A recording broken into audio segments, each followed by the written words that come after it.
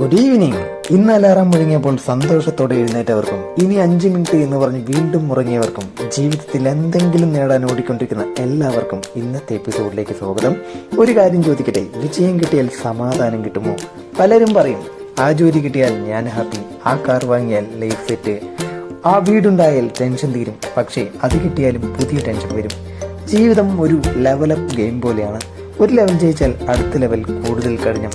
പിന്നെ ചിലർ ഒരു നഷ്ടം വന്നാൽ ജീവിതം തീർന്നു എന്ന് കരുതും. ജോലി നഷ്ടപ്പെട്ടു, ഒരു ബന്ധം അവസാനിച്ചു, പണം പോയി.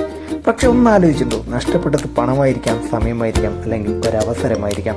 പക്ഷെ അതിനുവേണ്ടി നഷ്ടപ്പെടുത്തുന്നത് മനസമാധാനമാണെങ്കിൽ അതാണ് ഏറ്റവും വലിയ നഷ്ടം. കാരണം വിജയം വന്നാൽ എല്ലാവരും കൈയടിക്കും, നഷ്ടം വന്നാൽ ചിലർ വിട്ടുപോകും.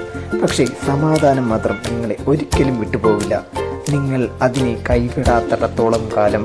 മറ്റുള്ളവരെ താൽപ്പിക്കാനുള്ളതല്ല ജീവിതം, സ്വന്തം മനസ്സിനെ ജയിക്കുന്നതാണ് യഥാർത്ഥ വിജയം. ഇന്നൊരു ചെറിയ തീരുമാനം എടുക്കൂ. എല്ലാം കൺട്രോൾ ചെയ്യാൻ ശ്രമിക്കണം, സംഭവിക്കുന്നതെല്ലാം സ്വീകരിക്കാൻ പഠിക്കുക.